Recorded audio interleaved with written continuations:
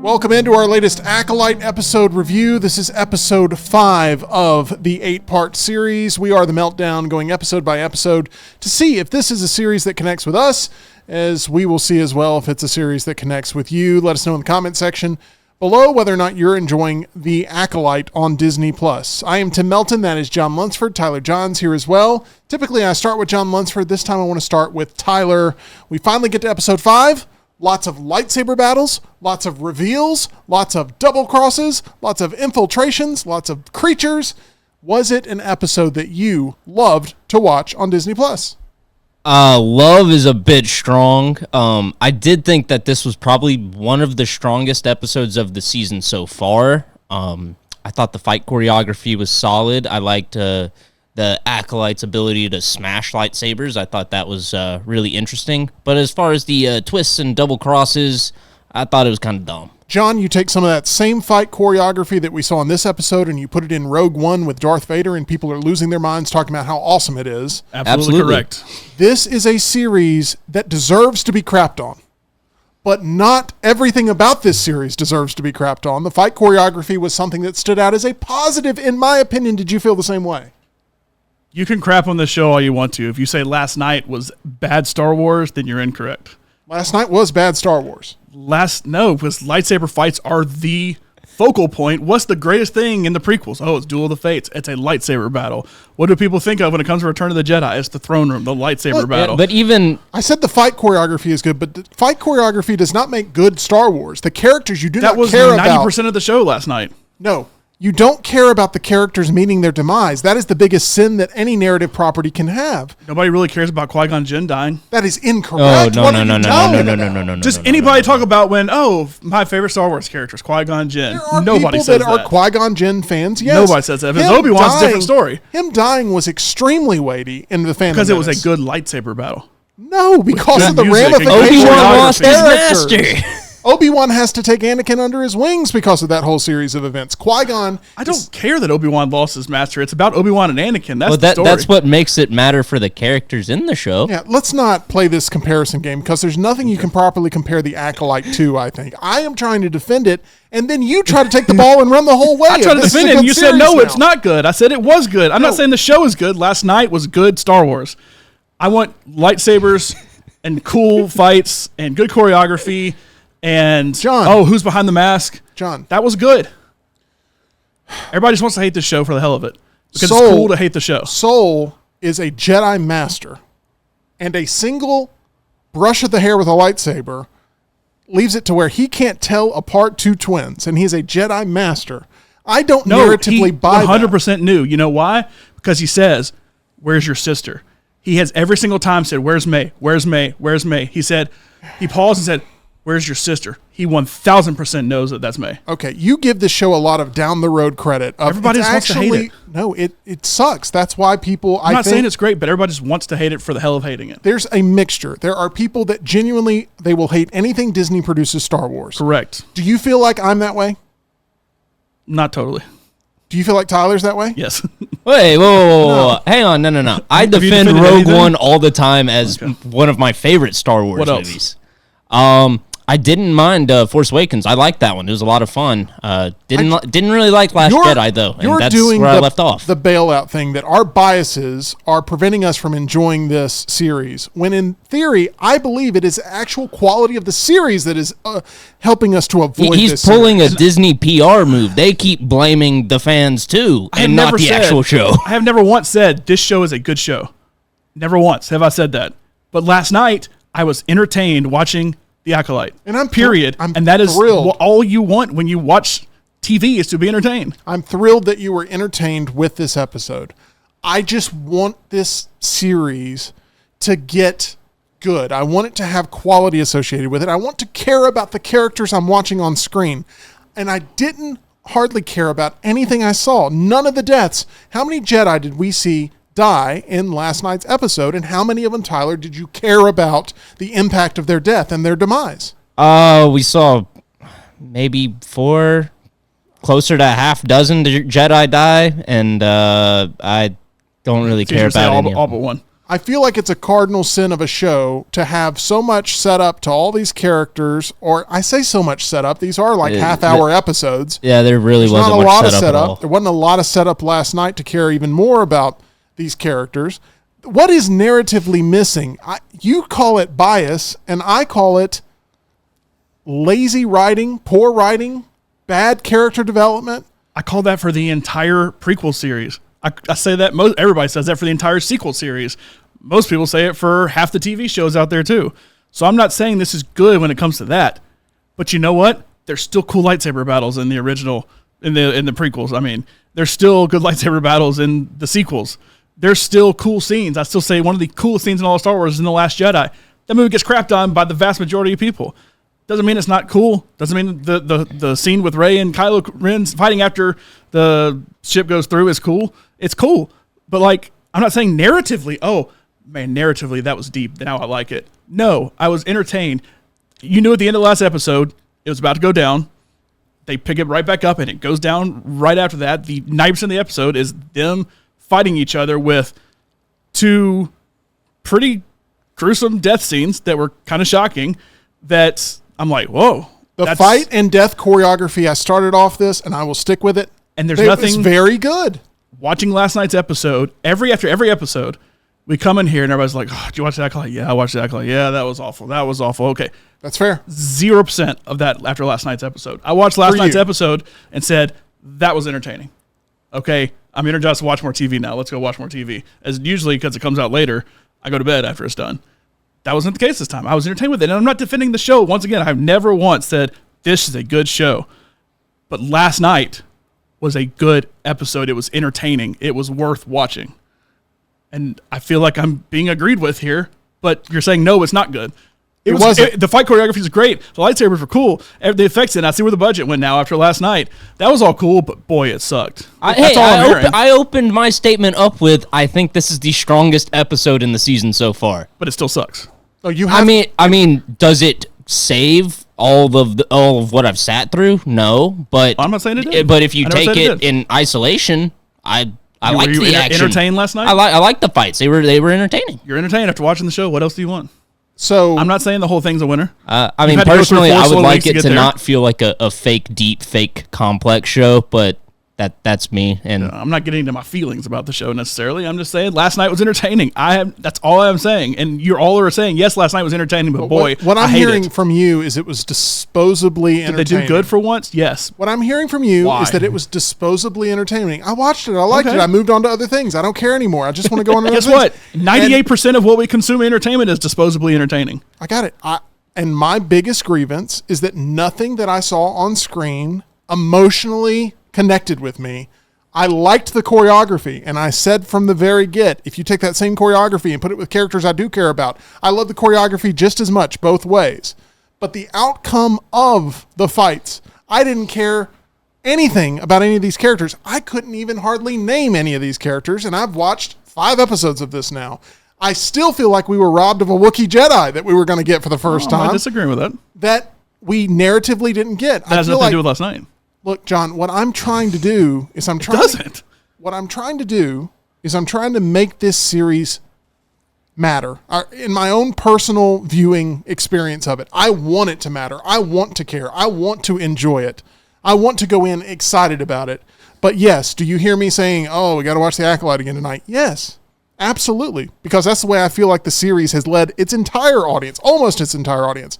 There are a lot of people who love it, and I don't want to take away anything from them loving it. I don't want to take away from you enjoying your experience for it. You know me. I'm not trying to politically divide you from your Disney Star Wars fandom, which you've been very transparent about. If you go back and watch John's favorite Disney movies list of all time, you've been very transparent about your love of what Disney has done with Star Wars. You love what they've done with the parks for the most part. You want them to do more. And I am in no way trashing your opinions about that. But I think there are some fatal flaws in this show that keep it from connecting with audiences that would grow the Star Wars fandom compared to getting more laughing emoji reactions whenever the Acolyte posts something. Overall, I'm not disagreeing. Being a show that people root against. I can't root for it yet just simply on its own 2 feet, minus all of the biases that anybody would have going into this. And Are there elements of this that I really liked? Yes, absolutely. Do I think that the episode, with the way that it looked, was much too dark throughout the entirety of the episode? Absolutely. I don't know if it was my setup or if it was the production elements or what. I thought it was perfect. You thought the cinematography in this was perfect? Mm-hmm. To me, it felt cheap, like they were trying to hide the set. Dark in the forest where the only lights you have are the lightsabers. I get it, but I just don't feel like it was a rewarding visual experience for the most part in watching this dimly lit series of events take place where lightsabers are used more as flashlights than even as weapons hardly in this episode. That's what makes it so great to me. I'm glad you enjoyed it. I did like that scene where they used the flashlight to attract the moths. I thought that was pretty cool. Let's not forget, though, this is the height of the Jedi Order. The height of the Jedi Order. And not one of them can win a fight in the entire series. All of them are dumb. And all of them are reserved. Oh, you just killed a horde of Jedis? Okay, well, I can't do anything. A horde of Jedi, I can't do anything about that morally. So I'm just going to sit here and let you get away, or I'm going to become a victim, your next victim, or I don't know if this is adding up with me of like, you're allowed to murder as many Jedi as you want to, but if you don't have your lightsaber at this time, I can't do anything about it. At least try to contain the guy in a more dramatic fashion. I just feel like it's paper thin in its plot, and it's paper thin in its character motivations. And those are things that I can't overlook no matter how awesome the action may be during certain points. That's all. I'm not disagreeing with any of that. Okay, great. But I was entertained last night. And you got to start somewhere. At least it was entertaining last night. Out of 5 stars, what would you give last night's Acolyte episode? 4. A 4 out of 5. So that's strong, and he was very adamant. That's the way he's going. Tyler, what would you give this out of 5? I'd go 2.5 to 3. I did like the fight choreography. I like some of the concepts they're introducing, but ultimately the plot just isn't there for me. And I don't care about any of the characters as well. It still feels like they want this to be a complex show that explores the morality of power, who can wield it, what to do with it, and they just don't really go that deep into it. It feels cartoonish still and fake deep. I think that a lot of the dialogue between characters is not well written. It's Absolutely. Just not good. The payoffs aren't there narratively. The motivation for this guy doing what he's doing in order to find an acolyte and continue on with the Sith way, I also felt was very underdeveloped. I don't think he actually is a Sith.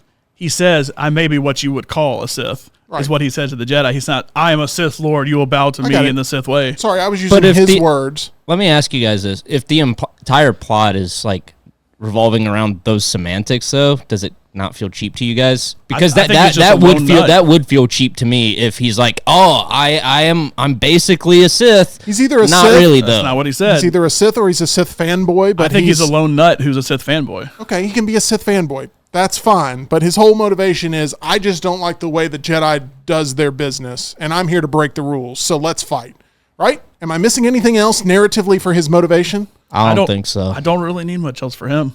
Right. I'm not saying that for the Jedi necessarily, but for him, I don't necessarily. What else do you really want? What I hear from you is that your appetite, your Star Wars appetite, is being met. Your Star Wars thirst is being quenched. You are fine with the level of Star Wars they are giving you. Last night it was.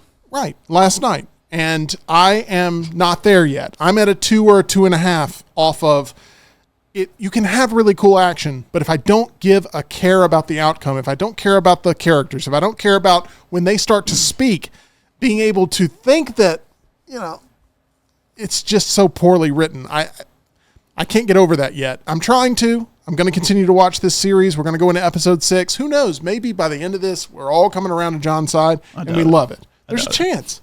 But everyone wants to blame bias for a reason why you do or don't like something. And I'm not just talking about Star Wars. I'm talking about all different types of properties.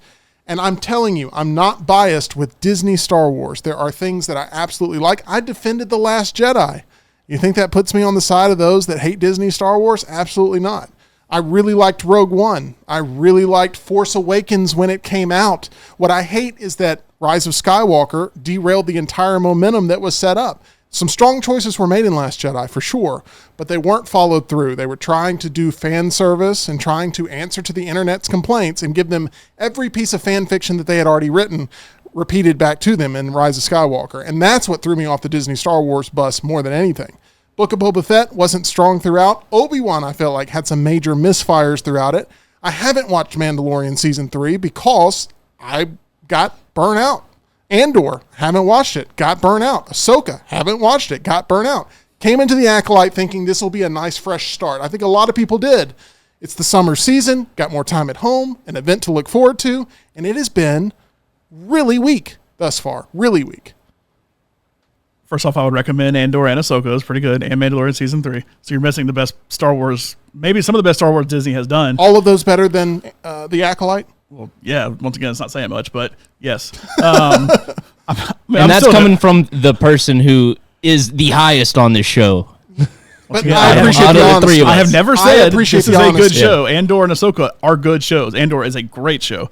If you like Rogue One, Andor is literally Rogue One in TV form. So I would say, first off, watch that. Second, the truth is, and I'm not saying this is y'all because you've skipped out all that Skywalker saga that you're not watching. So I'm not saying this is y'all. Don't take this personally. But to everybody else watching this, you're never going to enjoy non-Skywalker Star Wars. Because if you switch these characters out to where if this was Darth Vader and Obi-Wan doing this instead, you already know their motivations when the show is made.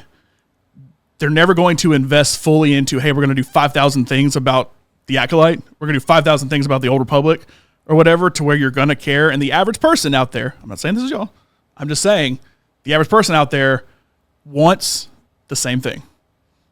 And this is not the same thing. And I'm not saying it's great. I've never said this is a good show. But if it's not the same thing, you're going to go in saying, what is this? This isn't Darth Vader. This isn't Yoda. This isn't what I know. The average person out there is ready to hate this. They could announce something that could be the greatest thing ever created, and it'll instantly have a 30% on Rotten Tomatoes for most people if it's completely new. Because everything else has existed within the Skywalker saga. And there have been stinkers within the Skywalker saga, Rise of the Skywalker. I agree with you to a point. Boba Fett. I agree with you to a point in that the margin for error of introducing new Star Wars, especially that's Disney branded, is paper thin. You got to get it right. And I'm thinking that they missed the boat so badly here that it does create a lot of friction between the fan base and the creators. And because it's paper thin, if you don't hit a grand slam on your very first at bat at your first pitch, I'm out. I don't want to watch it. I don't know. I don't know if that's completely fair, but there are a lot of people who immediately going into this were ready to judge it negatively. But the only problem is it then showed its face and it's not good. So now this has a lot of other things with it. It has a lot of problems. We won't get into. But trust me, all of that could go away, and I don't know that people would really change their mind. I am looking forward to the eventual Lunce's list, and it may be as early as this Friday. Top 5 Acolyte episodes, the first 5 that we've had. 5 things to help Star Wars momentum. 5 things to fix Star Wars. 5 things, I say to fix, you don't think it's broken necessarily, but 5 things to reassure the public that Star Wars is still a thriving property. I don't think it's a well-oiled machine, but it's still running. 5 things to make it a more well-oiled machine. That is going to be your list topic for Friday. Start working on it now because I want to hear those things. Oh, God. Legitimately, I want to hear those things. All right, that's going to do it for us here on Acolyte More lightsabers. Season 1, Episode 5. Real quick, John, if there's not a Season 2 of this, is it a failure? I guess. I mean, I don't know if we're getting a second season of Ahsoka. I feel like it was pretty well received. They did end up doing Andor. We're getting a second Obi-Wan. I don't think we're getting a second Obi-Wan. I think it was more of a one-off. I'm just trying to think of other things that they've done that cartoons won't count because that's a little different. But I mean, yeah, probably. Do you think they got their money's worth? $180 million. You think they got their money's worth with what we're seeing with the Acolyte so far? Depends on the subscription numbers. I don't know. I guess so. That's not counting marketing either. And this was pushed real hard. Let me tell you, you don't need $180 million to have a real fun time at our title sponsor. That's MyBookie. Maybe if you're lucky, you can win $180 million. Go to mybookie.ag, promo code next round, bet in the sportsbook, play in the casino, play the slots, play live casino with real, live blackjack dealers who will throw those cards on the table and not throw them at you like a lightsaber. Also, I feel like this is totally random.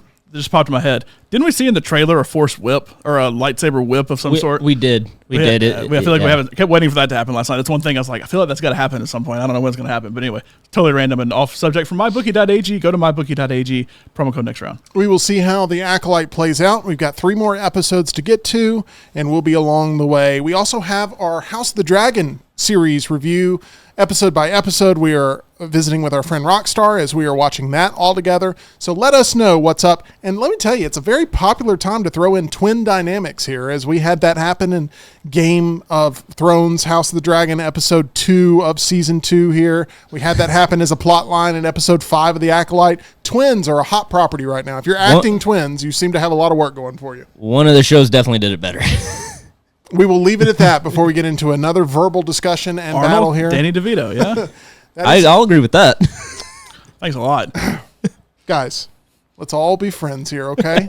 Let's be like May and Ocean when they were young, okay? They were friendly. They still roughed each other up a little bit, but they were friendly. That's going to do it for our Acolyte. Don't set me on fire, John. Episode 5 review. Episode 6 next week, right here on The Meltdown.